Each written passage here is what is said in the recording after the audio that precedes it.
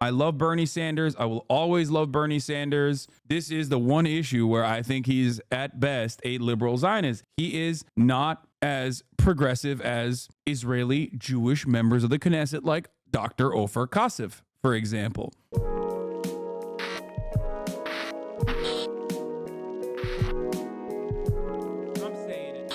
Now, having said all of this, as you know about the Zionist Project, you know about the fascism, you know about what the going on, you know about the fact that the International Criminal Court is looking to set up an arrest warrant for Benjamin Netanyahu. What is the American government doing? Oh, that's right. The American House of Representatives today, or yesterday rather, put forward a sanctions package for the new prosecutor, Karim Khan. We had a sanctions package for the previous prosecutor, Bensouda, if you recall, for the same exact reason, mind you, daring to criticize Israel, daring to prosecute Israel for its many war crimes. Unacceptable, of course. Just to understand what side of history we're on the wrong side. We're on the bad side, okay? We're on the bad side of history. Now, when people say history won't look it won't look kindly upon the American population, that only means if Israel and the American government falls at the end of the day. Only then will we correctly and accurately describe the historical events that are unfolding in front of your eyes. Because otherwise, it'll be just like the Armenian genocide and the way that it's mentioned in Turkey, or the indigenous genocide, both in Australia, Canada, and the United States of America, 3 settler colonies. And the way that we talk about that indigenous genocide will be how the way people talk about the Israeli genocide of the native population. Hopefully, that is not what will happen. You know, that's why I try to use my time and all of my efforts in the best ways possible to educate people and try to change the trajectory. Now, having said that, as I mentioned, we have decided to invite Benjamin Netanyahu, the war criminal, to the United States of America in an effort, in a moment of bipartisanship. How beautiful. God, I love America so much. I love bipartisanship. I'm a dumbass. Mike Johnson, Michael Penis, alongside Chuck Schumer, Hakeem Jeffries, has invited Bibi Netanyahu to speak to the American Congress. In an interview with Time magazine, President Joe Biden was asked whether Israeli Prime Minister Benjamin Netanyahu is prolonging the siege of Gaza for his own political gain. Biden responded, "There is every reason for people to draw that conclusion." This comes after the Times of Israel recently reported that an aide for Netanyahu told families of the hostages currently in Gaza that Netanyahu's government will not agree to end its war in Gaza in exchange for a deal to release those remaining in captivity. We should say that was a week ago. 2 far-right parties that are part of Netanyahu's governing coalition are explicitly threatening to quit the government if the deal is accepted, which would then collapse the Netanyahu government entirely. All of which makes it odd that Netanyahu has been extended the extremely rare privilege of addressing United States Congress as soon as next week by all 4 bipartisan leaders of Congress, particularly given the fact that one of them, Senate Majority Leader Chuck Schumer, has already called for Netanyahu to resign. And the fact that Netanyahu has spent his entire career actively working to get Republicans elected over Democrats here in the U.S., to say nothing of the moral catastrophe that his war in Gaza has wrought on Palestinians, where the chief prosecutor of the International Criminal Court is seeking an arrest warrant for Netanyahu on allegations of war crimes. Senator Bernie Sanders is independent Vermont. He's chairman of the Health Education. Change your batteries, pal. Are you talking to me? Because the beep is not coming from my house. Labor and Pensions Coming Committee. From the video. He recently announced he will not be attending Netanyahu's speech before Congress. Senator, was the Democratic caucus in the Senate given input into this decision to invite him, or a heads up? Of course, that's a good question. And to the best of my knowledge, there has been very, very little debate on this decision. I think I speak not just for myself, but for a number of other senators who think that that decision is a very, very bad one. You do not honor a foreign leader by addressing a joint session of Congress who is currently engaged in creating the worst humanitarian disaster in the modern history of this country. Obviously, as we all know, Israel has a right to defend itself. Oh, boo, boo, boo, Bernie, boo. Against Hamas terrorism and the terrible You don't attack. have to say that, bro. You just don't. You don't have to say it. It's been 8 months, dog. It's been 8 months, big dog. Of October 7th. But what it is doing now is going to war against the entire Palestinian people. And what we are seeing now is starvation and famine impacting thousands and thousands of children. The architect of that policy is not somebody you honor by bringing to the United States Congress, in my view. I want to play for you something that the Speaker of the House, Mike Johnson, had to say about you specifically, because I want to give you an opportunity to respond. He's one of the 4 leaders that invited Netanyahu. And this is what Speaker Johnson had to say about your objections to Netanyahu coming. Take a listen. This is a time to choose a side. If Bernie Sanders wants to side with the terrorists, that's so be it. And if other Democrats want to do that, it's on them. But I'm telling you, I pray and hope and expect that most of the members of the House of both parties and the Senate will join us for this historic address. He's like, we don't want no bad Jews, okay? We only want the good Jews, you know? The kind that need to live in the desert, as a matter of fact, when I send their asses out there, okay? You understand me? The bad Jews we'll send to hell right now. The good Jews, they'll go to hell when the rapture happens. I'm Mike Johnson, and this is how I feel about the Jews. #1 ally of Israel in Congress. What do you say to being accused of siding with the terrorists if you do not join? I mean, it is at this. You think Christian Zionists are anti-Semitic? I don't think Christian Zionists are anti-Semitic. I know Christian Zionists are anti-Semitic. It's because Christian Zionism is an anti-Semitic concept, okay? It is built upon the idea that Jews go to the desert away from us, okay? They use their magic money powers in the desert away from us, us good Christians of the faith, okay? And then the ones that don't convert to evangelical Christianity burn in hell eternally when the rapture happens, okay? They all die at the end of Christian Zionism. They all die. All the Jews die, okay? The only ones that get sucked into the heavens are the ones that are born again Christians at that moment. Disgusting lie. He said it yesterday. He said it again today. And I guess, you know, if you are part of the MAGA group, right-wing Republicans, big lies are what you do. You just say lies over and over again, and you hope people believe them. As I have said from literally day one of this terrible war, what Hamas did is atrocious.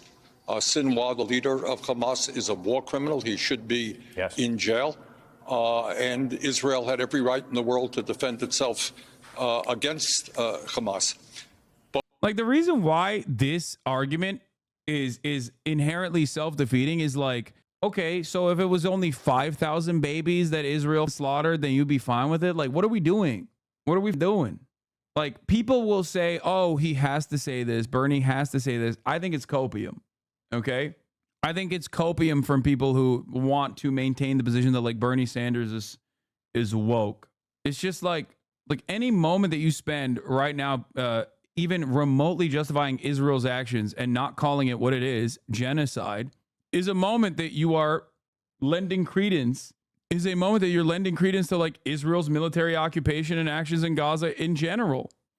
But what Johnson is doing is what right-wing people always do. Back in the day, if you stood up for civil rights or social justice, they called you a communist. For the record, I don't think it's pragmatism. I don't think it's pragmatic. I think it's complicity. That's it. I love Bernie Sanders. I will always love Bernie Sanders. It doesn't matter. Like, it's just, this is the one issue where I think he's at best a liberal Zionist. He is not as progressive as Israeli Jewish members of the Knesset, like Dr. Ofer Kasif, for example. It's just not a thing that he is going to be woke on. And it's not even the distinction of, like, anti-Zionism or pro-Zionism or anything like that. I'm not, like, I don't care what he calls himself. He doesn't have to be like, I am an anti-Zionist or whatever, you know? He doesn't have to say any of that shit. Straight up wrong about this one? No. You can't, as a lifelong socialist who has demonstrated an ideological commitment to an ideological commitment to ending Western chauvinism, okay, for most of your career, most of your political career, turn around and reiterate Western chauvinist principles in the midst of an ongoing ethnic cleansing campaign. Okay? I love Bernie. You know I love Bernie. Come on, guys. And I will always love Bernie. Okay? And pre-October 7, I would go so far as to say Bernie Sanders was one of the, if not the most aggro anti-Israel politician on the record. Okay? It was unheard of in contemporary American politics to say we have to do conditional aid to Israel. Like, we are going to stop the money faucet if they keep doing violence to the Palestinians. Bernie said that. Okay? He did. And he still does, to a certain degree, continue to say that. Which is wild to see him not assume the same stances that, like, many of the other politicians now that are active in Congress, influenced by his courage to be an open socialist, to say he's a socialist for years and years. Like, for him not to be leading that charge right now is really sad to see. Okay? That's it. If you are prepared to take on Netanyahu's outrageous war against the Palestinian people, I suppose now they claim that you're sympathetic to terrorism. It is a lie, and I really am not happy with what he is saying. It's more than rhetoric. I should note that the House today, a bipartisan vote, a minority of Democrats voting for this provision, I think only about 40, and a vast majority of Republicans voting for it. They passed legislation today that would sanction. Yeah, like, thank you. This is a great question from I Am Not a Paranoid Schizo. Says, what part of Israel's actions after October 7th could possibly be considered defense? It's not even an accurate description. Exactly. You're 100% correct. Everything isn't all or nothing. You can hold two separate beliefs at the same time. No, in this circumstance, you are basically lying at the behest of a genocidal apartheid regime when you masquerade Israel's genocidal actions. Because, like, it didn't take long for the Israeli defense minister to say, we are fighting human animals. We will cut their food, water, and electricity off. Okay? That was like October 9 or 10. The f*** do you mean? Israel was already using white phosphorus by the end of October. That was 8 months ago, Chad. What the f*** are you talking about? How is that defensive in any capacity? It's not. When you even remotely claim that these are defensive actions, but they've just gone, they've gone on for far too long, you're basically saying all the early stuff, I was with it. And he was with it. That's why he didn't demand an end to it for months. Impose sanctions against the International Criminal Court for its move to issue arrest warrants for Prime Minister Benjamin Netanyahu and other officials for war crimes in the nation's war against Hamas. The bill is unlikely to get a vote in Democratic control. Someone is upset. You are just wrong. Just know that Hamas is a terrorist organization. Yeah, dude. Yeah, keep repeating it over and over again. I'm sure that it will change. I'm sure it will change the outlook that everyone sees, that Israel is committing an ethnic cleansing campaign. Okay? Israel does not have a right under international humanitarian law, under the rules and regulations of the international rule-based order, to defend itself, quote unquote, in an offensive campaign as a belligerent occupier on a open air prison that it is set. Okay, Gaza, even after 2005, was still functionally under the control of the Israeli state. Okay, they did not have their own sovereign. They do not have their own sovereignty, no matter how much Israel lies about that shit. They did not have trade. They did not have an airport. They did not have their own ports. All matter of commerce going into Gaza was controlled by Israel. That is the actions of a belligerent occupier. Kill them all. We stand with Israel, says Feature Ibrahima. Yeah. Thank you for immediately demonstrating your obviously genocidal sentiment. We didn't have to, pry it out of you. You voluntarily gave it up. You are a Nazi. Okay? I don't think I'm the upset one. I think you are the upset one. By the way, Mehtakar, thank you for the 50 gifted subs. I forgot to mention it. That happened 5 minutes ago. Sorry. Anyway. You're just wrong on all points. Brother, you just said kill them all. We stand with Israel. How do you think that is even remotely redeemable? Once you say that, everyone knows exactly what you are. Okay? Like, what do you mean? I think you have to understand. I think you have to understand something, okay? You might be whipped up in a frenzy, right? You might be whipped up in a frenzy.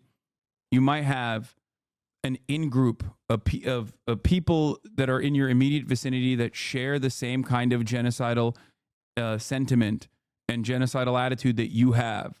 But when you leave that group, the reason why many Israelis currently feel alone in the world and think that like anti-Semitism is on the rise everywhere, which it is, by the way, anti-Semitism is on the rise, but like that, like the UN is anti-Semitic and Hamas, or all of these instruments of justice, international justice, are actually completely controlled by Hamas. The reason why you feel that way is because you are rabidly genocidal, and you cannot comprehend a world where other people look at this and maybe aren't as invested in the Zionist fascist project and see it for what it actually is. You can't say kill them all, we stand with Israel, and then maintain this posture that like this is defensive and that you're actually doing a good thing and that people should be on board with it.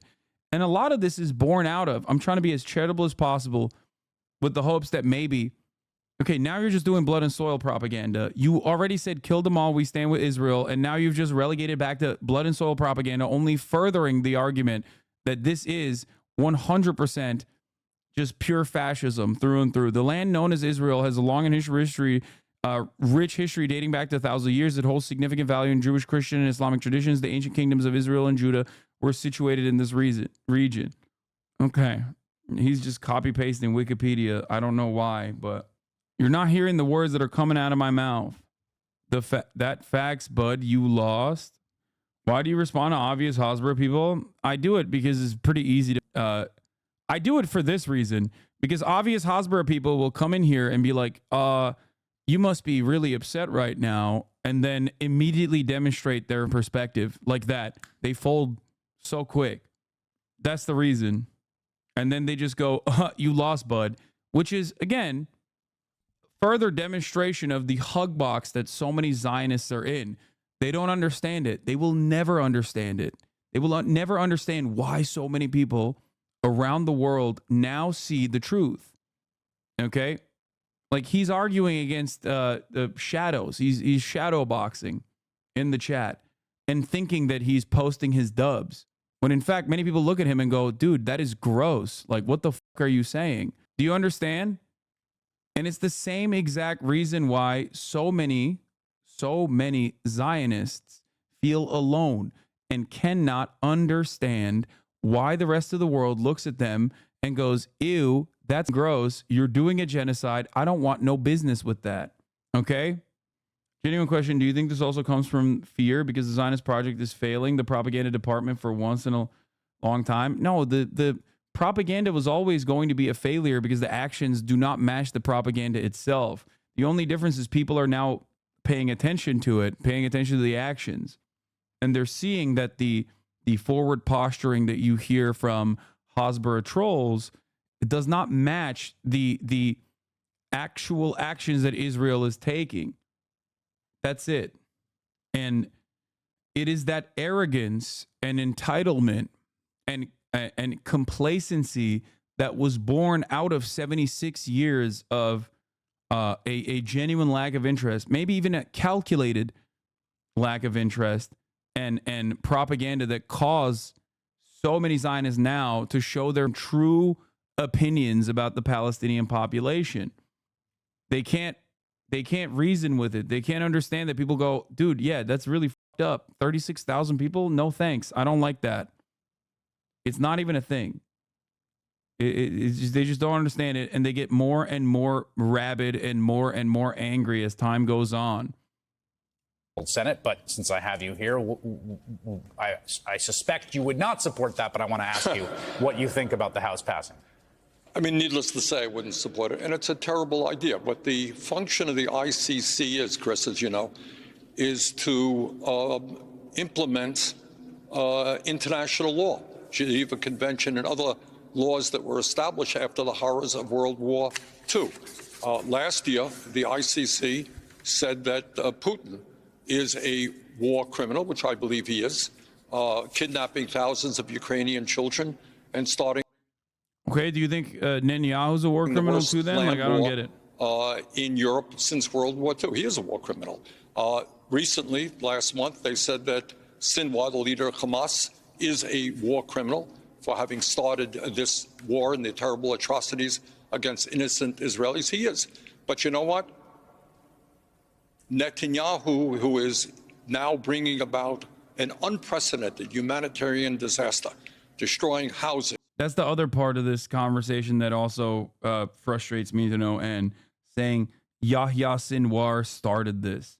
Yeah, bro, he started this. Like, come on, dog. You were alive when Israel wasn't a thing. The f do you mean? You were literally there. It's crazy.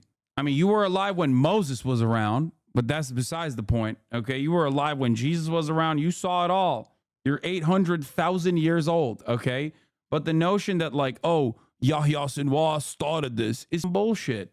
It's bullshit. It's ahistorical nonsense. 76 years? Come on. Hamas started this. Like, there, I can never turn around and act like this is a valid thing to say, because it's not. The infrastructure, the healthcare system, and creating conditions on which thousands of children could starve to death. You know what? That is a violation of international law as well, and he should be charged with that. The president came forward and announced an endorsement of the contours of a deal that had been a deal, as far as my understanding, and there's a lot of back and forth on this, so none of this is, it's a little hard to nail down, but the contours of a deal between... So wait, what is he? As well, and he should be charged with that.